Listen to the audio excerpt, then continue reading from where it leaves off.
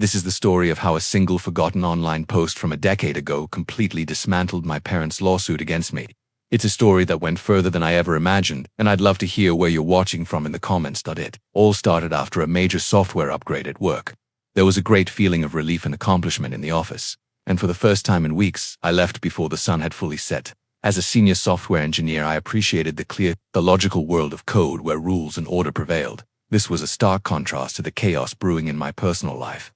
Driving home, I felt a strong sense of achievement, a feeling I'd been chasing for 10 years. That very morning, I had made the final mortgage payment on my first apartment, officially owning it free and clear, years ahead of schedule. It wasn't a grand place, just a one-bedroom condo in a nice part of town, but it was my sanctuary. Every brick and window represented years of eating ramen, skipping vacations, and unwavering dedication to one goal: complete financial and emotional independence. I walked into my apartment, which still smelled of fresh paint and new beginnings, and dropped my keys into a ceramic bowl by the door, a small but significant gesture marking it as my own. I looked around at the minimal furniture and unpacked boxes, grinning because I had made it. That evening, I had a quiet celebration, just me, a giant pepperoni pizza, and a cold drink. Sitting on the floor and scrolling through my phone, suddenly, the building intercom buzzed. It was a mail carrier with a certified letter I needed to sign for. I thought it was the final deed for the county, just more paperwork. I jogged downstairs, signed the electronic pad with a flourish, and carried the stiff, official-looking envelope upstairs. Back in my apartment, I opened it with my thumb. The letterhead was from Willis Crane & Associates, a law firm I'd never heard of, which made my eyebrow furrow. Then I saw the first line: "On behalf of our clients, Martin and Victoria Smith." The pizza in my stomach turned to lead. My parents. Why would they use a law firm to contact me? My eyes skimmed the paper, the legal jargon swirling, but some phrases stood out. Rough and nasty. Breach of the verbal pact. Unjustified enrichment. Immediate repayment of parent plus student loans borrowed for your educational purposes. My heart began to pound frantically. I forced myself to keep reading. My breath hitched. The letter meticulously listed loan disbursements for every semester I was in college, including fall 2015, spring 2016, and more. The total at the bottom seemed impossible: $154,212 plus accrued interest. I reread the number, thinking my eyes were deceiving me, but it was right. It was a sum large enough to consume my entire life, my savings, even my new apartment. But the final words truly broke my heart. It wasn't a request, but a cold, deliberate threat. Failure to negotiate a payment plan within 30 days will result in legal action to collect assets such as property liens and wage garnishments. Garnishment liens on property. They were coming for my home, which I had just finished paying for. They were coming for my salary, which I had worked so hard to earn. I leaned back against the wall, the letter trembling in my hand. The world felt like it had tipped on its axis. This wasn't a misunderstanding. The formality, the legal wording, and the 30-day deadline were a declaration of war. My own parents, who were supposed to be my biggest supporters, had just aimed a financial bazooka at my head and threatened to pull the trigger. I sat there for what felt like hours, the pizza growing cold and the drink warming. The silence of my new empty house was no longer peaceful. It was oppressive, dominated by one blaring question: why? To truly understand the earth-shattering shock of that letter, you need to know the story my parents had crafted for me, a story I had blindly believed for 10 years. It was a tale of their sacrifice, my compromise, and our shared effort, but it was an outright lie. Let's go back a decade. I was 18, and my whole life revolved around one shimmering dream: Stanford University. It wasn't just about prestige. I'd read about their engineering program, their teachers, and their culture of creativity. It felt like my mecca. I poured every ounce of myself into my application, skipping weekends for SAT prep, missing parties for AP assignments, and writing my essay from the heart. I remember when the acceptance letter arrived. The envelope was thick and heavy, a good omen. My hands shook as I ripped it open in the driveway. The first word I saw was congratulations, and a burst of pure, unadulterated delight escaped my throat.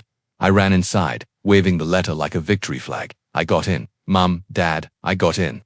Stanford. Their reaction was mild. This was the first red flag, but I was too high on adrenaline to notice. My mother, Victoria, was arranging flowers on the coffee table. She looked up with a tight, forced smile. "Oh, honey, that's wonderful." My father, Martin, was paying bills at his desk in the corner. He took off his reading glasses and stroked the bridge of his nose, a gesture I later learned meant he was anxious or calculating. "Well, son," he said, his voice thick, "that's a hell of an accomplishment, but we need to be realistic." "The letter mentions a generous financial aid package," I added, my delight turning to bewilderment. "They're offering a big scholarship." They sat me down at the kitchen table for what they called a dose of reality. My father pulled out a yellow legal pad and a calculator.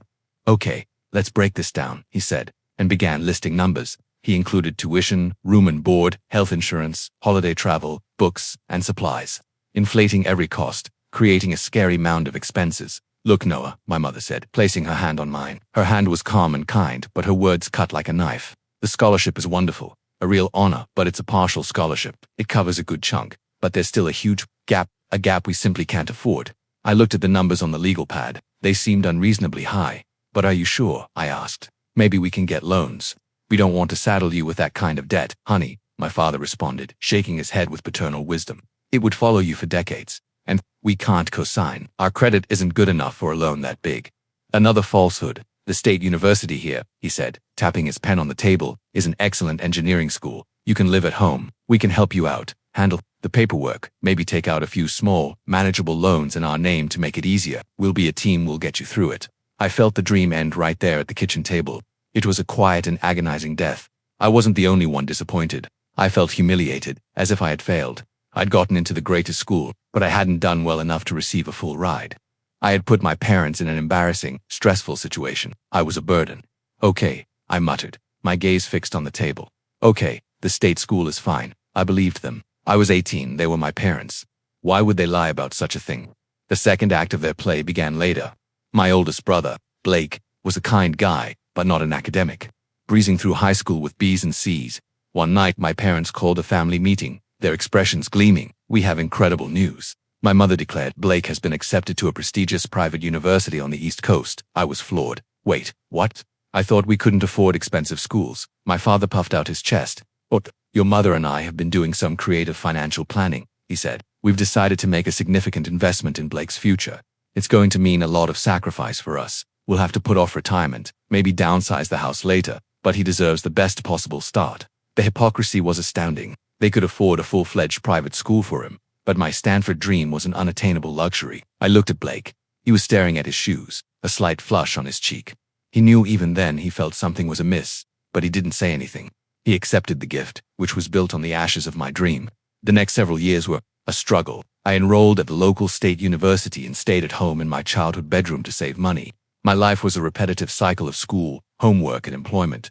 I found a job bussing tables at a greasy diner, the smell of old coffee and fried onions clinging to my clothes. On weekends, I worked at a warehouse, stocking heavy boxes until my muscles ached. I would return home exhausted long after my parents had fallen asleep and force myself to study for my engineering exams. Meanwhile, Blake would call and text me complaining about his hostile cuisine. He'd tell me about his fraternity ski trip to Vermont and share photos from spring break in Cancun. He was having the quintessential college experience thanks to my parents' huge sacrifice. Every day I had to swallow the bitter pill of resentment, but I channeled it. I used it as fuel. I promised myself that I would work so hard and achieve such success that I would never need anything from anyone again. So I did. I graduated at the top of my class and got a terrific job. I received one promotion, then another. I was frugal with my money, saving every penny I could. Purchasing the apartment was more than just a financial transaction. It was a proclamation of independence. It was the finish line of a long marathon. But with that frightening letter, the marathon felt like a fake. The finish line had become the starting gun for a new, more terrifying race. I needed an ally. I needed a professional. I called Rachel. We had been friends in college, part of a small, close-knit study group for a difficult thermodynamics class. She was incredibly clever, with a mind that could cut through nonsense like a laser.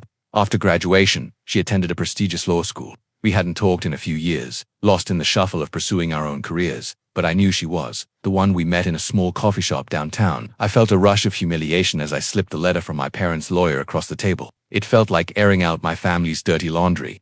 She read it, her demeanor shifting from warm inquiry to hard, professional concentration. She read it again, lips pursed.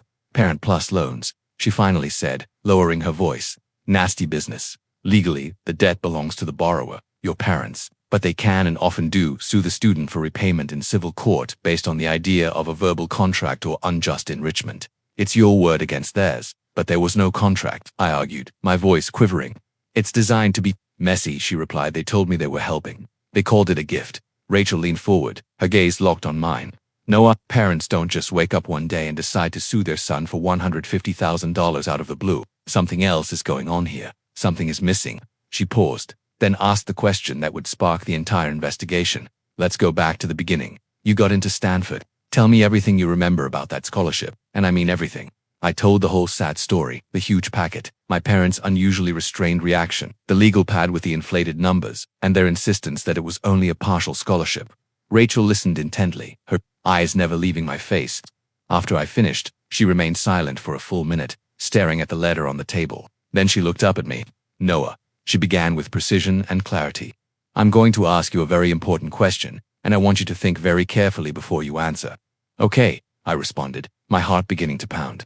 Are you 100% certain it was a partial scholarship? Did you ever with your own two eyes see a document, a letter, an email from Stanford that explicitly stated the scholarship was partial? Or did you just take their word for it?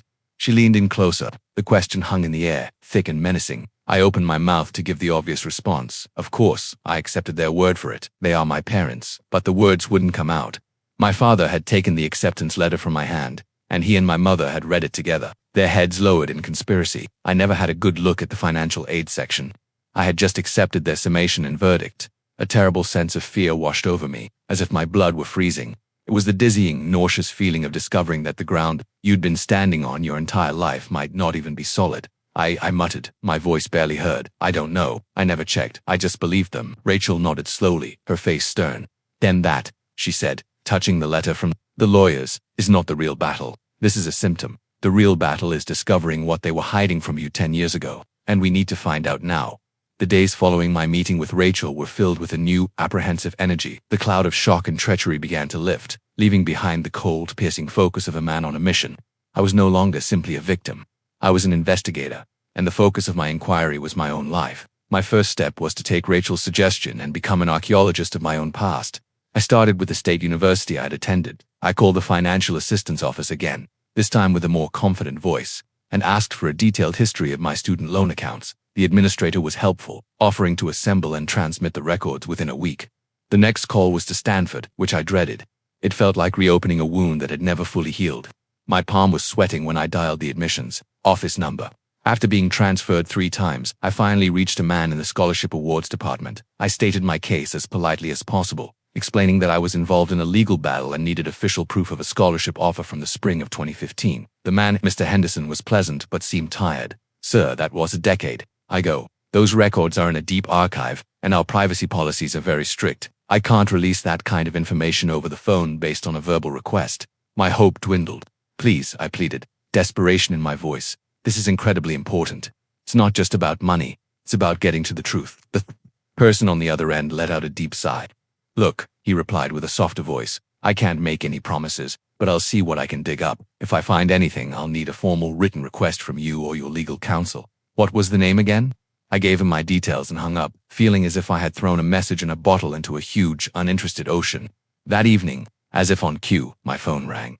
The caller ID said, Mom. My thumb hovered over the decline button, but morbid curiosity compelled me to answer. Her voice sounded like warm honey, a syrupy sweetness that set off alarms in my head.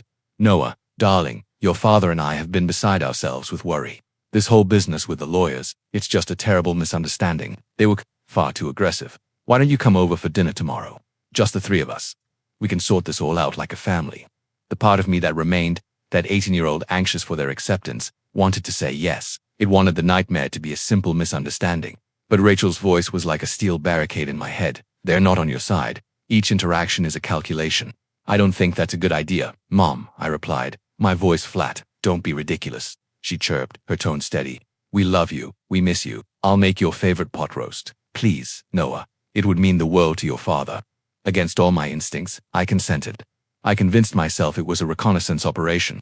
I'd go, I'd listen, and I wouldn't give them an inch. I wanted to look them in the eyes and see if I could spot the liars hidden behind my parents' facade. The supper was a bizarre bit of theater. The house smelled like my childhood roast meat and memories. My father remained mostly silent, playing the role of the stoic wounded patriarch. My mother was the star of the show. She didn't bring up the lawsuit explicitly. Instead, she took to me on a tailored tour of my own history, pulling out photo albums and pointing to images of a gap-toothed, smiling version of myself. Look how happy we were, she exclaimed, her eyes welling up with precisely timed tears. I just want to get back to this. We're not getting any younger. Noah, your father's retirement account took a huge hit in the last recession. We're scared. The pivot was smoothed out and practiced. She put her hand on mine. It felt cool. We know how successful you are now, honey, and we are so incredibly proud. We just need a little help to see us through. A little support from the son we gave everything to. That's not too much to ask, is it? It was a masterpiece of emotional blackmail. They were trying to bury me in a landslide of guilt, believing that if I paid them, the feeling would end. I sat there, sliding the food around on my plate, my stomach in a tight, painful knot. I recognized the trap. I recognized the puppeteers pulling the strings. I murmured an excuse about an early meeting and rushed out the door, their sad sighs following me. When I got in my car, I called Rachel. It was a full court press of guilt, I told her, gripping the steering wheel. They're trying to wear me down. Good, she said, her tone harsh. That's a desperation move. It means their legal position is weaker than they're letting on. Hold the line, Noah. We're waiting for our ammunition to arrive. A few days later, the first piece of ammunition arrived. A large envelope from the state university arrived, with shaky hands. I opened it. Inside was a detailed statement of my student loan account, and there it was in bright black and white. 4 years of Parent Plus loans, dispersed every semester, maxed out at the legal limit. The total was exactly what they had said. For a second, my heart sank. On paper, it was damning. I was ready to call Rachel in a panic when I remembered her second piece of advice. I sat down at my computer and looked up the IRS rules for the American Opportunity Tax Credit for the years I spent in school. The AOTC was a large credit providing up to $2,500 per year for eligible educational costs. The crucial term was expenses. You could only claim what you actually paid. This was the trickiest part. I needed to collect their tax returns. I called my father, my heart thumping. I pretended to be confused. Hey Dad, my accountant is asking for some old records. And he mentioned needing to know what educational credits were claimed when I was in school. Could you send me your tax returns from those years? Just for my records. There was a prolonged pause. Why would you need that, Noah? He inquired, his tone tinged with skepticism. I don't know, Dad. It's just what the accountant said. Something about making sure I don't get in trouble with the IRS down the line. It's no big deal, right? I held my breath. He grumbled, but ultimately consented. Fine, I'll have your mother scan them. An hour later, they arrived in my inbox. I forwarded them directly to Rachel. Her call arrived less than 20 minutes later. Gotcha, she exclaimed with a triumphant smile in her voice. They claimed it every single year for the maximum amount. Noah, if they were paying with loan money, that's legal. But if that tuition was covered by a scholarship they knew about, they didn't just lie to you. They lied to the United States government. This is our leverage. This is big. It was a victory, but it felt disgusting. I was preparing a case against my own parents for tax fraud. Each piece of evidence revealed another weakness in the foundation of my world. The following day, the second shoe dropped. An email arrived in my mailbox. The subject line read simply, Stanford University follow-up. My breath caught. It came from Alan Carter, the current head of scholarship grants. He said he had located the archived file. Hi, Mr. Smith. Following up on your question, I have identified the archived file with your admission and scholarship offer per your request. I've attached a legally certified and notarized affidavit for your use. The document verifies that you, Noah Smith, have been awarded the G.H. Redmond Merit Scholarship. This was a full-ride award that covered all tuition, obligatory fees, lodging, and board for 4 undergraduate years. Our records show that the official notification for this award was sent via email to the primary address indicated on your application. VictoriaSmith88@mail.com. I hope this information is helpful. We wish you well in resolving your issue. Sincerely, Alan Carter. I gazed at the screen, unable to process the words full-ride scholarship. Your tuition, lodging, and board will be covered in full. My hand trembled when I clicked on the PDF attachment. There was an official paper with the Stanford University seal outlining the reality in cold, undeniable legal language. They'd lied. It was not a misunderstanding. It was not an exaggeration. It was a huge, life-changing deception.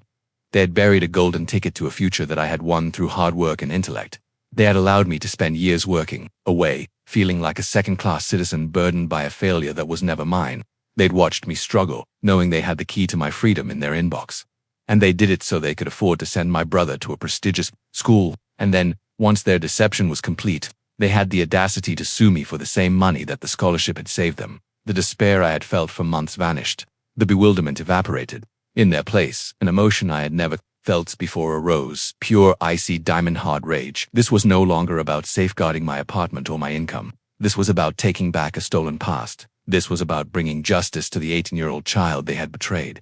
I picked up my phone. My hand was completely steady. Rachel, I said when she answered. I've got it. The smoking gun. There was a slight pause. Good, she replied, her voice harsh and ready. Now we stop defending. Now we attack. Armed with Stanford's affidavit, I felt a wave of righteous power.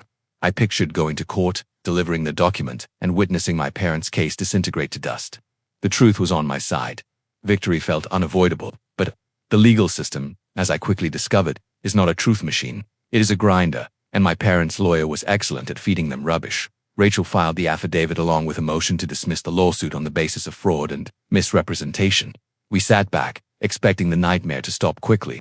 The letter we received was a masterpiece of legal evasion. Their lawyer did not question the affidavit's legitimacy. Instead, he crafted a news story around it. They stated they had never received the email from Stanford. It must have gone into their spam folder, like a digital ghost in the system. They contended that, based on the reasonable premise that I only got a partial scholarship, they had a fiduciary duty as my parents to acquire the loans as a safety net. They were not lying, you see. They were simply responsible, loving parents prepared for the worst. They maintained that the stress and financial liability they incurred by signing those loans represented a type of assistance, for which I was ethically and legally required to repay. It was bold, it was absurd, and it worked. The judge, a guy who has probably seen every type of family drama, declined our motion to dismiss. He ruled that the question of my parents' knowledge and intent was a factual issue that needed to be decided at trial. The news was devastating. The finish line I had envisioned had vanished, leaving behind a long, dark, and expensive road. The assurance I'd felt had been replaced by a growing, insidious fear. The case was not only ongoing, it was spreading. That's when my own personal storm started.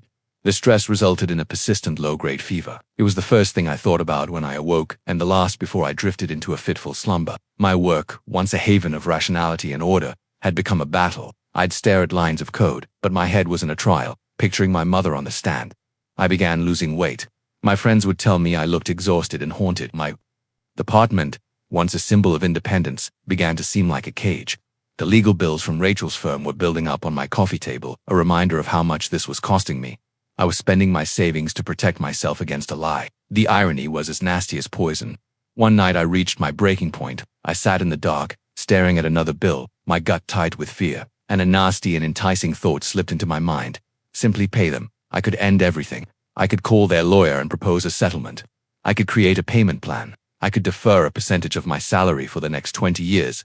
It would be a surrender. It would represent a win for their lies. But the noise would stop. The legal bills would stop. The nagging, never-ending stress would finally stop.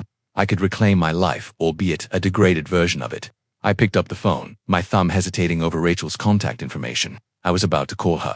I was going to tell her to draft the settlement paperwork. I intended to surrender. My parents had pushed me to the edge, and I was prepared to jump. I had a surge of deep self-loathing. They'd finally finished it. They'd broken me. As I sat there, buried in darkness and defeat, a random recollection emerged, like a glimmer of light in the abyss. It was a memory of my mother from many years ago. She wasn't the loving mother in the photo albums.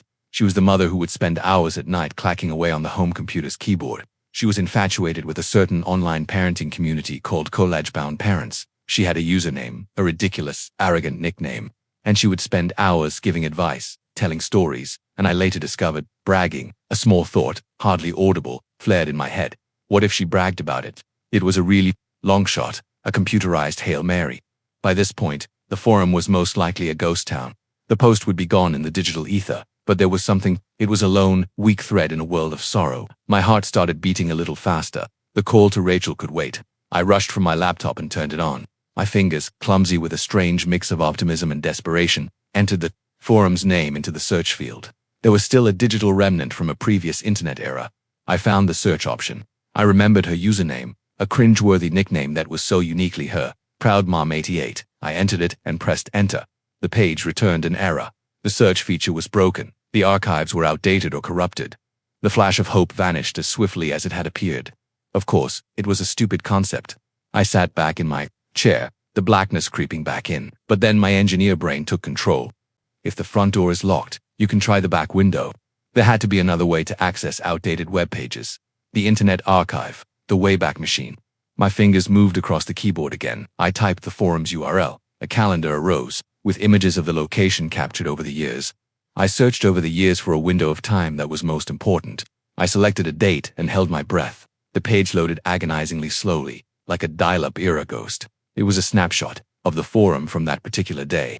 I began scrolling, my eyes burning from the screen's glare, looking for that one username. Page by page, thread by thread.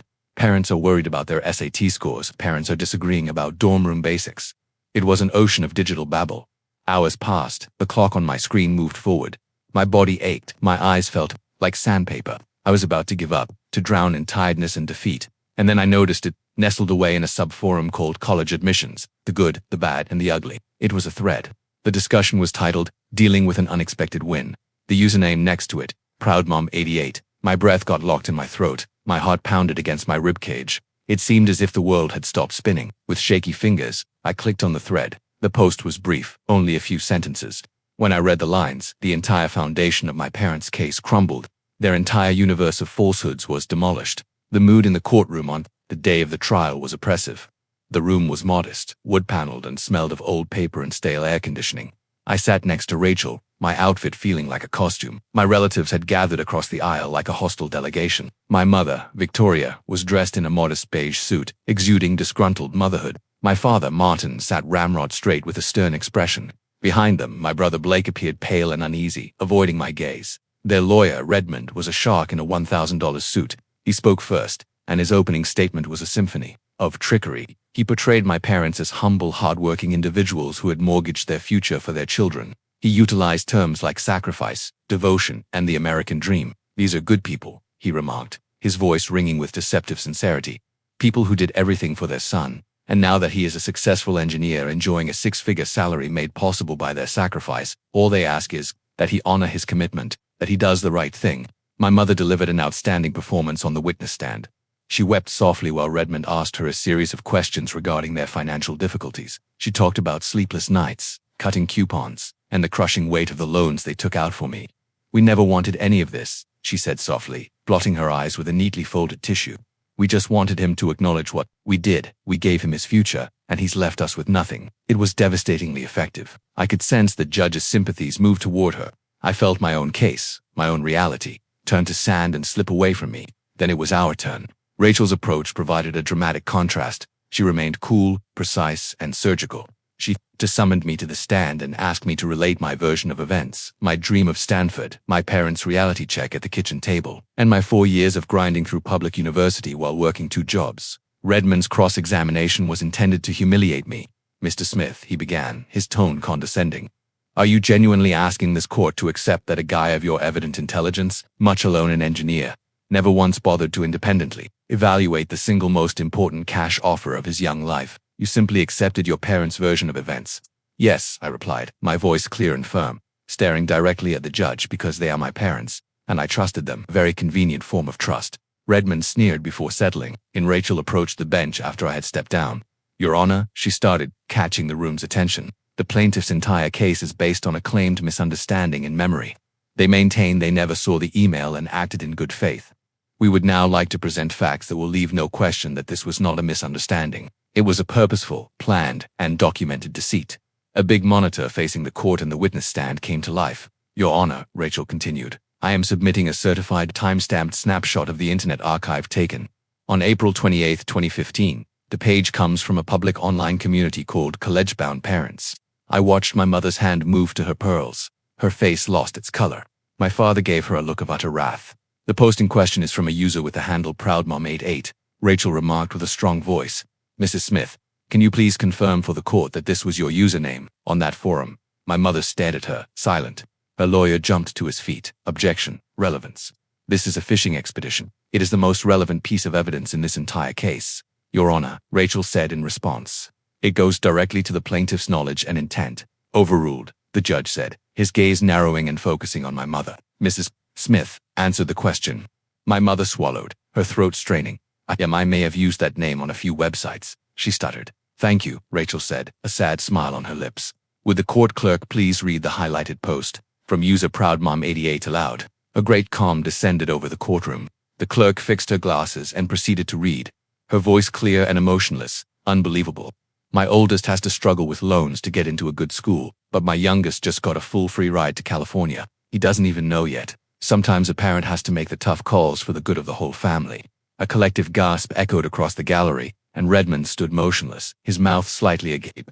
My father looked at my mother with such absolute betrayal that it was almost frightening. He had been a part of the deception, but it was plain he had no idea she had been so stupid as to document it. But Rachel wasn't done. She waited for the words to sink in before administering the fatal blow. So, Mrs. Smith, she added quietly but clearly, it appears you knew it was a whole free ride, and you took a difficult decision to withhold that life-changing chance from your own son. leading him to believe he had failed, and then suing him a decade later for money you never had to spend. Is this correct? My mother simply gazed, her face a collapsing ruin. The judge had had enough and glanced down from his seat, his face filled with frigid disgust. Mrs. Smith, he said, his voice dangerously low. Do you have anything to say in reaction to this revelation? Before she could respond, the last pitiful piece of their conspiracy broke apart. My brother Blake, who had been shrinking in his seat, suddenly leaped to his feet. His face was blotchy, his eyes wild with fright, and he wasn't staring at me, but at our parents. I told you it was a crazy idea, he yelled, his voice cracking with a decade of pent-up guilt and cowardice. I warned you it would explode in our faces. I never asked for any of this. It wasn't an apology, it was a confession, and an acknowledgement that he knew he had been a quiet accomplice to their crime for his own gain. The trial was done. The truth had been detonated, not simply revealed, and my entire family had suffered as a result. The judge's gavel fell with a piercing final crack that mimicked the disintegration of my family. He did more than just reject my parents' lawsuit, he openly demolished it piece by piece. This court has witnessed a shocking and malicious campaign of financial and emotional fraud perpetrated by parents against their own child, he added, his voice frigid and angry, far more scary than shouting. He glanced down from his bench, his eyes roaming over my parents, who appeared to shrink in their chairs. The claim is dismissed with prejudice, he said, implying that they could never try to bring this action again. This court will not be used as a weapon for family extortion. He waited, allowing the weight of his words to sink in before delivering the blow that would change everything. Furthermore, he said with a sterner voice, based on the clear evidence of misrepresentation, the defendant's testimony, and the plaintiff's own documented admissions of deception, I am referring this entire matter to the Internal Revenue Service for an investigation into tax fraud and to the District Attorney's Office for a review of potential criminal charges, including conspiracy and perjury. My mother made a slight coughing sound, and my father, who had maintained a tough facade throughout, suddenly cracked. He fell in his chair, his face ashen, as if he had just witnessed his entire world burn to the ground. They hadn't simply lost a case, they had invited the entire crushing weight of the federal and state governments into their life, and their greed had become a self-destruct sequence. As the judge adjourned the court, a weird numbness overcame me. I'd won. The truth had prevailed, but there was no elation, no triumphant fist pump, just a wide, hollow silence where my family had once been. Rachel put a soothing hand on my shoulder. You did it, Noah, she whispered softly. You faced them down and you won. I could only nod. The words stayed in my throat. We collected our paperwork and walked out into the long, sterile courthouse hallway, and there they were, waiting for a broken, hostile scene. My father was the first to speak, his voice a whisper. You've ruined us, he muttered, his eyes flaming with hatred. Are you happy now? You've dragged your own family through the mud and destroyed everything? My mother stood behind him, her face contorted into a mask of pure malice. The sweet maternal facade had vanished, replaced by the hideous reality underneath. We gave you life, she moaned. We sacrificed everything for you, and you repay us with this betrayal. You are no son of mine.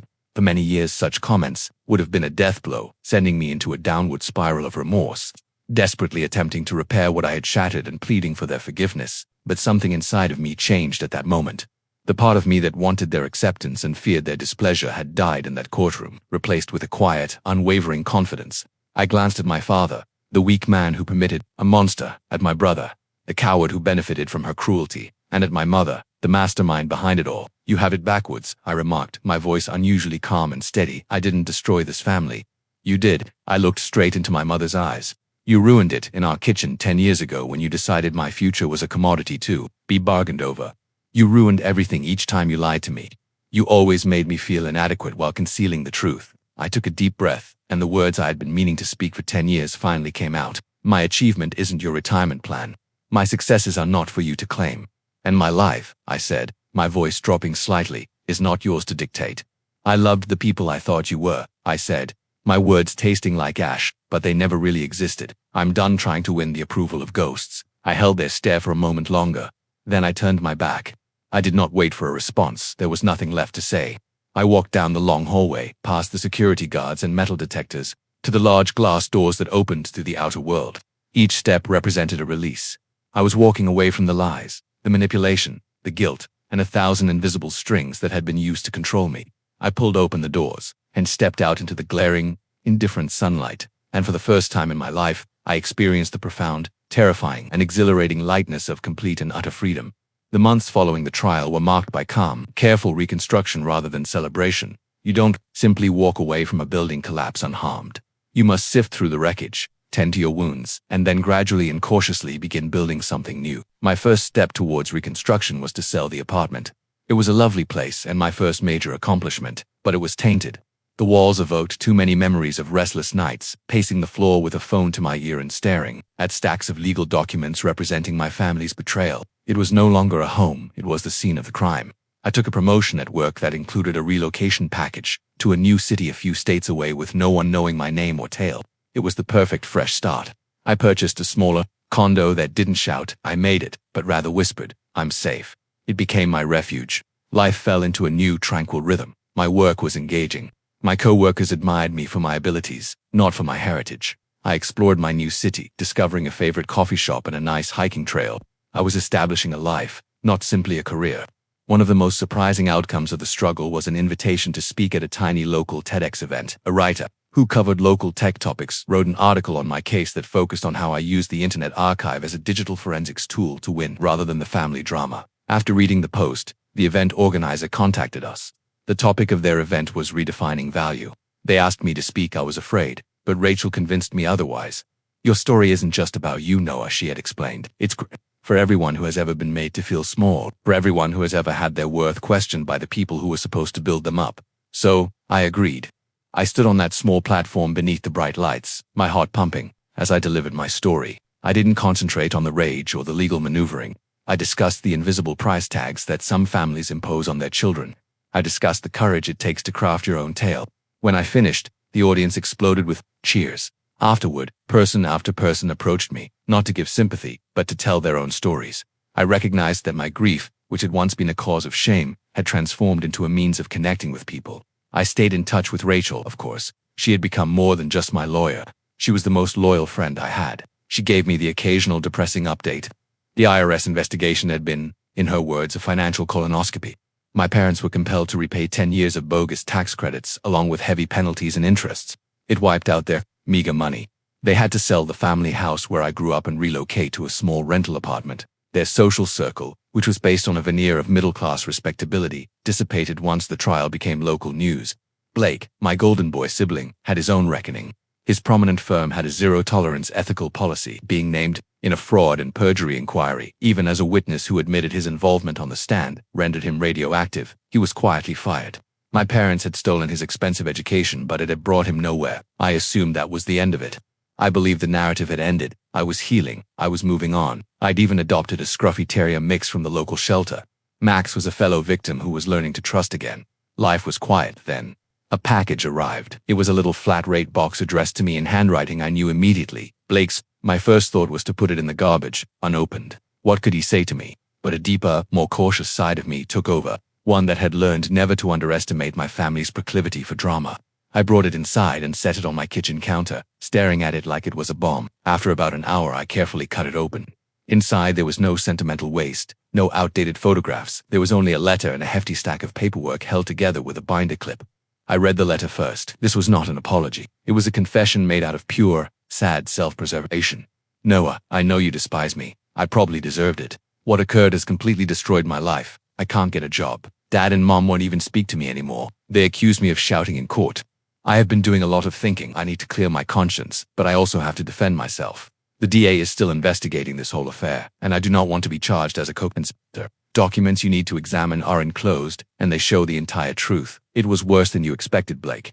My blood ran chilly. Worse? How could it possibly get worse? I scooped up the stack of documents. These were brokerage account statements. The account was formed in Blake's name during the summer when I was due to start at Stanford. Then I saw it, the initial deposit, $250,000. I stared at the number, my mind trying to connect the dots. Where did they obtain that much money? I looked at the date, and suddenly I understood. Stanford's annual tuition, housing, and board costs were projected to be around $62,500 at the time. When multiplied by 4, the total was exactly $250,000. My parents had not merely saved the money for my scholarship. That was the story I'd pieced together, the one I assumed was the truth. But the reality was far more diabolical. They went to a financial advisor, presented my full-ride scholarship as if it were a grant, and took out a portfolio loan to cover the cost of my 4-year education. They had commercialized my future. They had converted my accomplishment into dollars. The statement spelled out the entire horrible scenario. They transferred that $250,000 to a brokerage account in Blake's name, making him the legal owner and direct accomplice. They utilized the money as a slush fund, I observed. These withdrawals, tuition payments to Blake's private university, a down payment for my father's new automobile, a vacation in Hawaii. The worst element, which made me literally nauseous, was their investment approach. They had not been conservative. They had invested the money in high-risk speculative technology stocks, intending to profit off my stolen future. For a while, it worked. The account expanded. Then came the crash. I witnessed the horrific losses, the panic trades, the value evaporating. More than 80% of the initial money was depleted, and then everything clicked into place. The case was not motivated solely by vengeance. It was a desperate, mad attempt to make up for their losses. They weren't suing me over the money they spent on me. They were suing me for the seed money they had stolen in my name and then gambled with. They believed, in their twisted imaginations, that the first $250,000 was rightly theirs, and I was the insurance policy to recover it. I dropped the papers on the counter. The room felt like it was spinning. All this time I believed I had discovered the truth, but I had just scratched the surface. This wasn't simply about dishonesty and family favoritism. This was intentional, premeditated deceit on a scale one could not have predicted. They hadn't simply hidden my fantasy from me. They sold it to the highest bidder and then lost the money in the casino. Blake's letter was not a statement of conscience. It was self-preservation. He was throwing our parents under the bus to defend himself, providing me ammunition to make sure he didn't take the blame. I strolled up to the sliding glass door and gazed out at the city lights. I didn't feel angry anymore. That sentiment was too little and simple for this. What I felt was incredible, chilling clarity, a complete comprehension of who these people were. They were not simply imperfect, selfish parents. They were crooks who saw their own son as nothing more than a financial asset, a bearer bond to be cashed in. At that moment, any remaining uncertainty about whether I did the right thing was destroyed forever. I wasn't the one who wrecked my family. There wasn't a family to destroy. There was only one criminal business with a common last name, and I had finally, thankfully, escaped. I've realized that peace is not a destination. It's a peaceful area you create for yourself, one day at a time, especially after discovering that the fight you thought you'd won was only one battle in a much longer, uglier struggle. For me, tranquility is the stillness of an early morning, sitting on my modest balcony with a warm cup of coffee, watching the city slowly come alive. It's the cheerful, rhythmic clicking of Max's nails on the hardwood floor as he comes over to push my palm with his favorite squeaky toy. It's the basic, uncomplicated thrill of finally living my own life. Do I still think of them? Yes, but things are different now. After receiving Blake's delivery, the narrative in my thoughts changed from tragedy to case study. The rage I felt during the trial has subsided into something else. It is the cold, hard certainty of an investigator who has finally solved a lengthy, difficult case. I no longer grieve for the family I should have had. I see them as they are. People whose moral compass was so damaged that they saw their son's victory not as a reason to celebrate. However, it is considered an asset that must be liquidated. Blake's final revelation was a strange, bitter gift. It fully cauterized the wound. There are no further questions, no more lingering doubts. I understand now. The case was not filed only for spite. It was a desperate attempt by failed gamblers to have the casino reimburse their losses. I was their final desperate bet. In light of such a devastating betrayal, I've been forced to reframe what forgiveness is. It is not about absolving them. What they did was not simply a falsehood, it was a crime. It is not about reopening the door to my life. That door is not only locked, it has been removed, and the doorway has been bricked over. For me, forgiving has been the act of fully acknowledging the reality, no matter how unpleasant, and then intentionally determining that their story will no longer be mine. It is about giving up on the idea that they will ever feel remorse. Because people like that do not feel guilt for their actions, only for being caught. Forgiveness is about regaining control. They are greedy. They are desperate. They're anarchy. It cannot reach me here. I'm no longer a character in their dark, twisted story. I am an author on my own, and I have decided to compose a story of peace. The other day I was unloading the final box from my move. At the bottom I found a copy of Stanford's notarized affidavit, that single piece of paper that had previously served as both my sword and shield. I assumed the document had the ultimate truth. For a brief time I considered framing it as a prize from my biggest battle, but then I remembered the brokerage statements Blake had sent me. That was the actual truth, the final, ugliest chapter. And I realized I didn't want a wartime trophy on my wall. I didn't want any reminders of the darkness. I looked up to the main wall of my living room. I have a large framed photograph from last month hanging there. It's a picture of Max and me at the top of a hiking trail looking out over a big green valley. We're both slightly muddy. The sun is bright, and I am laughing. This is not the nice, guarded smile from my old family portraits, but a wild, unrestrained laugh of pure, undiluted freedom. I took the affidavit and copies of the brokerage statements. I took them to the shredder at my home office and fed them through one by one. I watched as the truth of their crimes faded into meaningless confetti. The scholarship affidavit described a war I was obliged to fight. The financial statements told the story of a crime that I was fortunate to uncover. But what about the photograph on my wall that is the story of the life I intend to live? A life built without duty or debt, not on stolen futures or broken trust, but on loyalty and delight, and a tranquility I've earned one solitary morning at a time. Thank you for hearing my story. I hope it touched you in some way. Have you ever learned a fact that was worse than you expected, and how did you find peace afterwards? Share your story in the comments section below. I've read them all. Don't forget to like and subscribe to avoid missing out on what comes next.